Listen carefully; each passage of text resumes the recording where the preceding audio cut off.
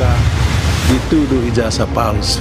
Tapi hebatnya dia tampil di depan tunjuk itu ijazahnya yang asli. Nggak kayak yang lain.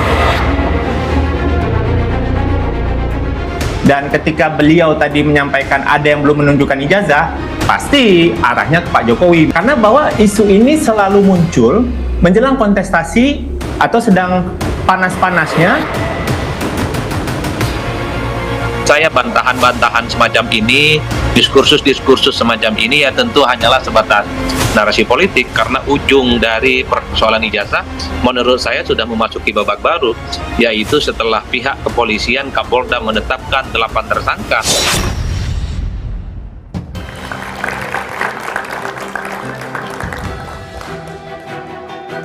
Selamat malam. Belum selesai ribut-ribut soal ijazah Jokowi, kini ijazah Gibran dipersoalkan. Penggugat melontarkan tudingan Gibran tak menyelesaikan pendidikan jenjang SMA dan meminta KPU menyatakan Gibran tidak sah menjabat wakil presiden karena tidak sesuai aturan yang ditetapkan. Benarkah ada yang mengorkestrasi drama dugaan ijazah palsu Jokowi sehingga tak kunjung rampung? Juga gugatan terkait jenjang pendidikan Gibran. Benarkah ada yang membuat kasus ijazah ini menjadi polemik yang apik yang terus dibuat agar terus saling tarik-menarik? Lalu, siapa yang diuntungkan dari pembahasan mengenai ijazah ini? Inilah satu meja The Forum, polemik ijazah Jokowi dan Gibran. Siapa yang diuntungkan?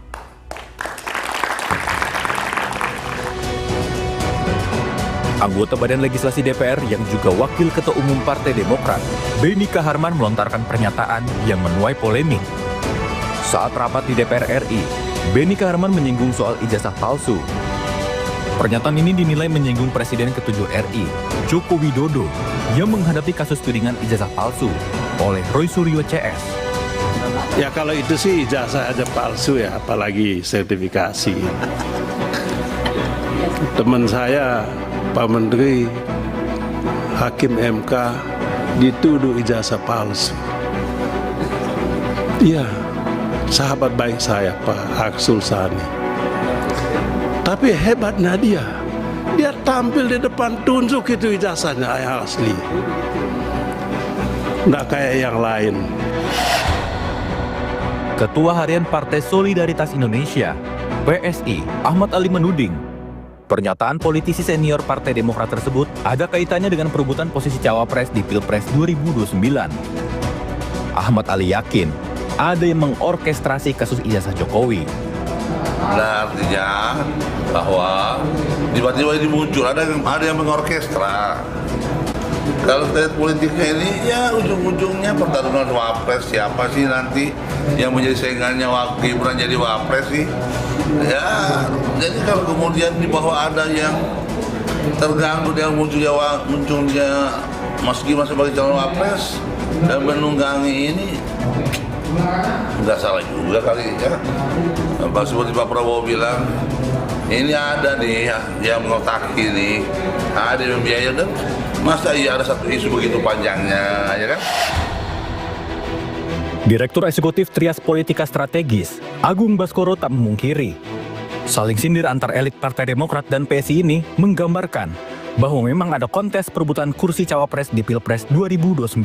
Ya ini semacam beauty contest menurut saya. Pak Prabowo akan melihat apakah Mas Gibran tahan banting diuji dengan kasus ijazah ini, ya beserta keluarga Solo, dan di sisi yang lain apakah misalkan Mas AHY atau dengan Partai Demokrat bisa dalam tanda petik melihat situasi yang lebih beyond daripada ini, maksudnya menunjukkan kinerjanya, oke mengawal ijazah ya, tapi apakah memang bisa menjadi antitesis dari Mas Gibran dalam konteks bicara soal kinerja. Kasus tudingan ijazah palsu Jokowi telah memasuki babak baru. Polisi telah menetapkan 8 orang sebagai tersangka, termasuk Roy Suryo, Rismon Sianipar, dan Dr. Tifa. Selain Jokowi, ijazah Gibran juga dipersoalkan. Pengadilan Negeri Jakarta Pusat telah menggelar sidang gugatan perdata terkait riwayat pendidikan SMA Wakil Presiden Gibran Rakabuming. Drama ijazah Jokowi masih ditangani polisi. Kini, riwayat pendidikan Gibran juga dipersoalkan. Benarkah ini terkait dengan Pilpres 2009 atau memang sengaja dimainkan agar ada sosok yang namanya terus jadi perbincangan.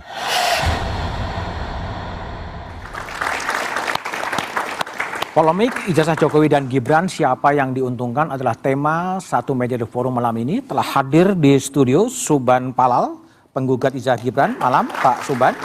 Ada Ahmad Khairul Umam, Kepala Badan Riset dan Inovasi Strategis Partai Demokrat. Malam Mas Umam. Ada Dedek Prayudi, Ketua DPP PSI. Malam Dedek. Dan kemudian ada Adi Prayetno, Direktur Eksekutif Parameter Politik Indonesia. Selamat malam. Oke, malam Adi. Pak Suban. Iya, Pak. Anda penggugat sekaligus kuasa hukum untuk menggugat ijazahnya Gibran. Begini, Pak. Saya menggugat itu atas nama pribadi. Dan Atas nama pribadi? pribadi. Oke. Kebetulan profesi saya advokat. Oke. Itu aja.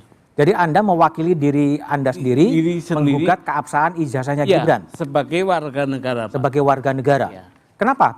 Sudah setahun baru digugat sekarang? Nah, begini, Pak.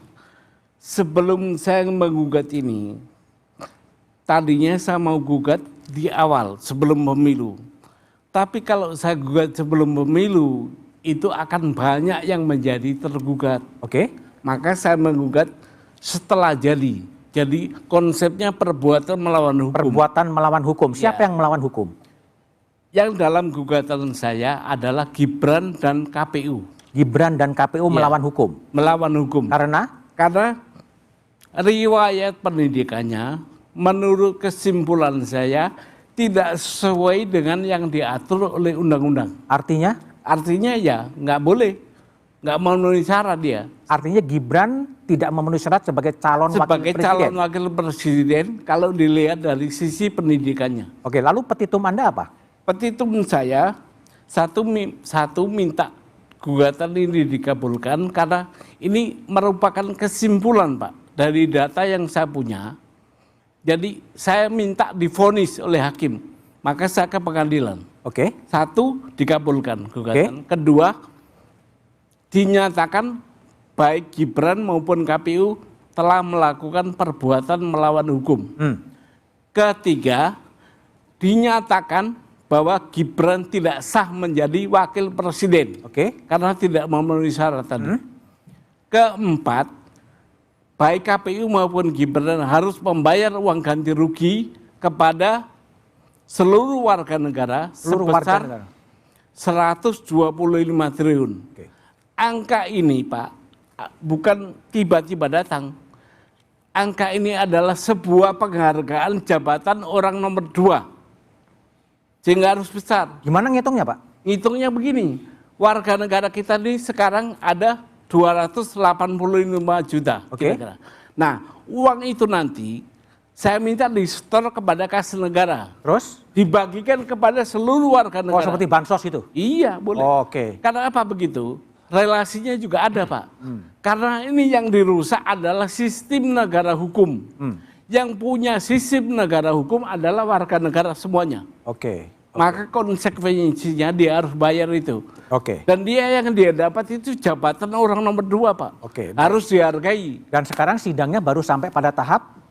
Sidangnya sekarang sudah jawab jinawab. Saya sudah, pihak Gibran dan KPU sudah membuat jawaban. Saya sudah membuat replik.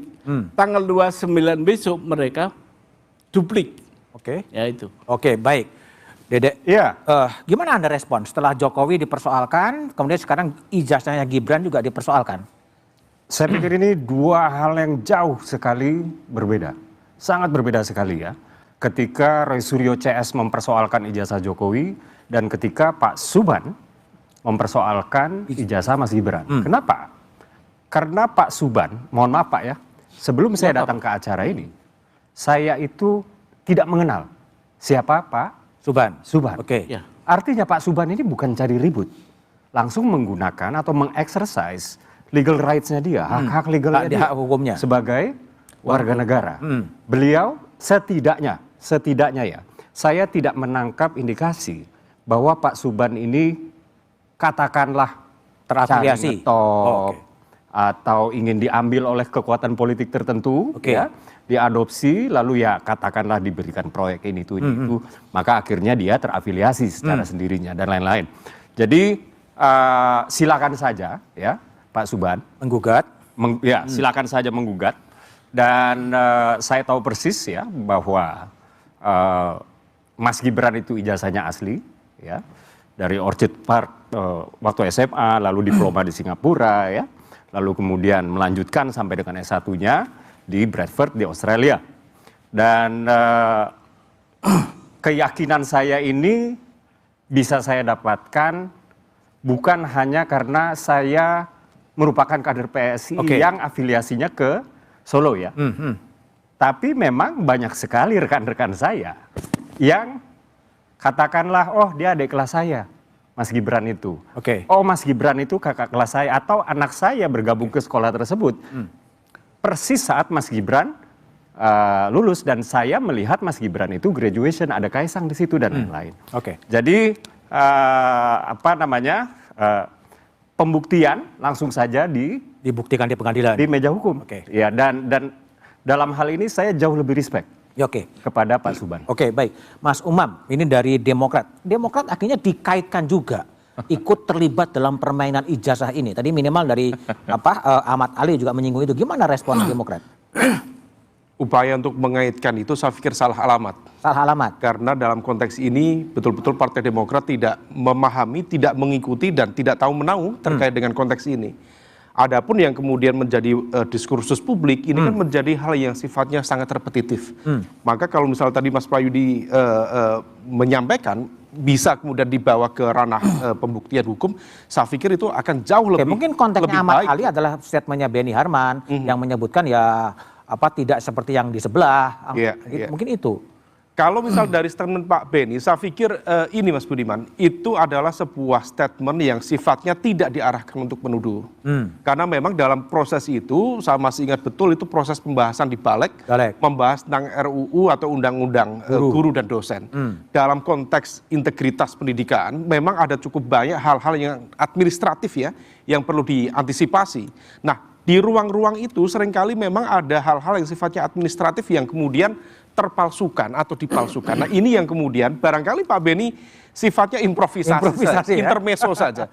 Tetapi kemudian ini kan terpolitisasi. Nah oleh karena itu kita perlu kembalikan kepada hitohnya bahwa tidak ada satu elemen kekuatan politik di kita misalnya di Partai Demokrat untuk kemudian masuk terlalu jauh.